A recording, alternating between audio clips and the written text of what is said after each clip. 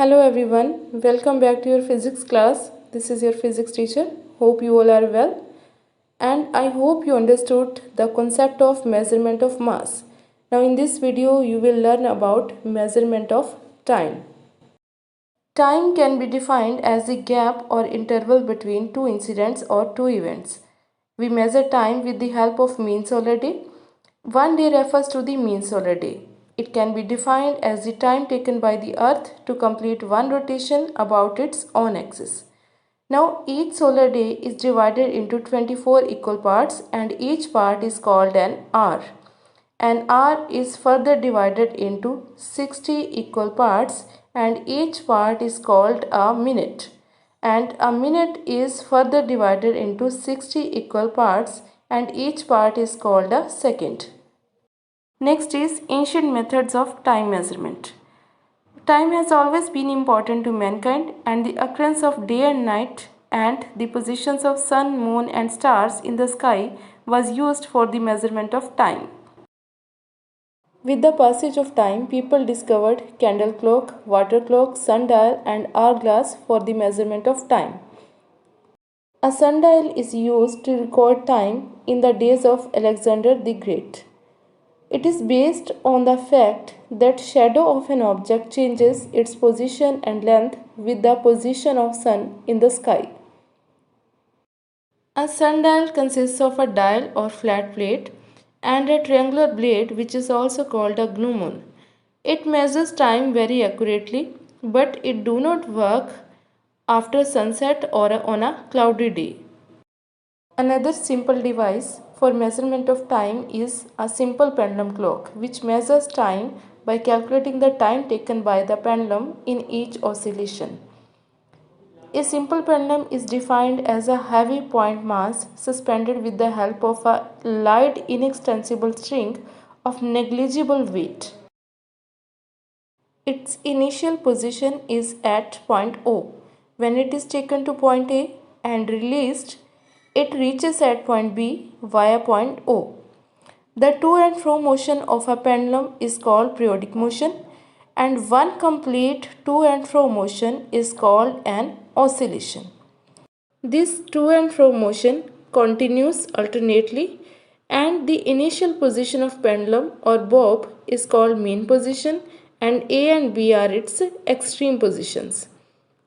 The movement of bob from O to A and then A to B and back to O constitutes one oscillation, and the time taken by the pendulum or the bob to complete one oscillation is called time period. Nowadays, we use more accurate devices for the measurement of time like clocks, wristwatches, and stopwatches. A clock is an instrument used to indicate and measure time. Clocks are available in two types, wall clocks and table clocks. These are used very commonly in our homes and offices. A clock has a circular scale of 12 hours, and the smaller divisions between the bigger number markings indicate a span of 60 minutes or 60 seconds in a complete round. The three hands of the clock, that means the hour hand, the minute hand, and the second hand, these move at different speeds. The hour hand moves round twice in a day, completing 24 hours, and the minute hand moves one round in each hour, completing 24 rounds in a day. The next device used for measurement of time is a wristwatch or a watch. It is used very commonly. A watch is a small timekeeping device that is worn or carried by a person. It is used to show time very precisely, irrespective of the activities or movements done by a person. That means whether the person is moving or running, the watch will show an exact time. There are two types of watches, analog and digital.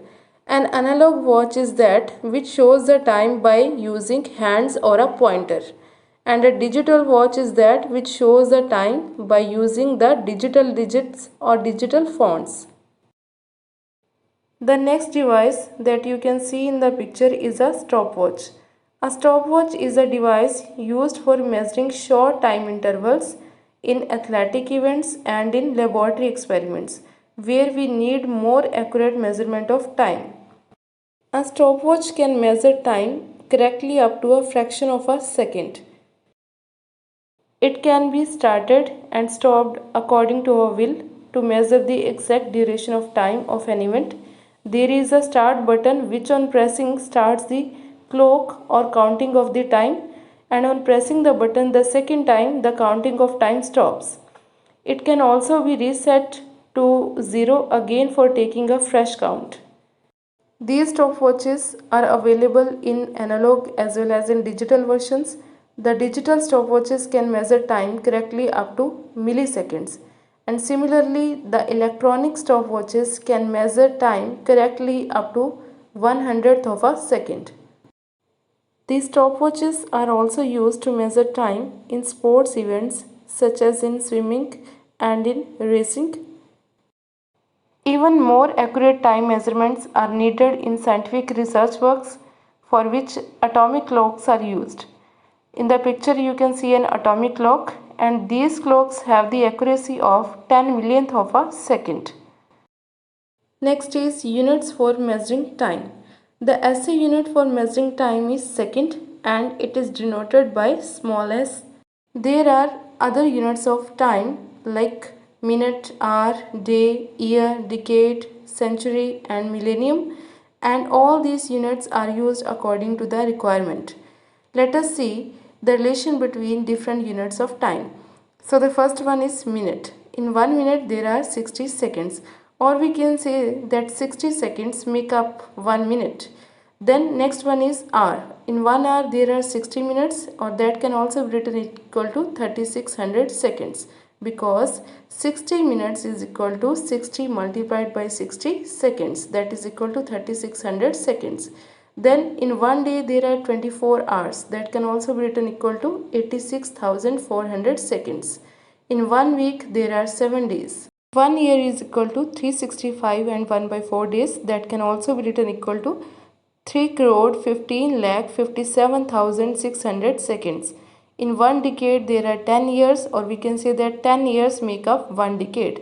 100 years make up 1 century and 1000 years make up 1 millennium.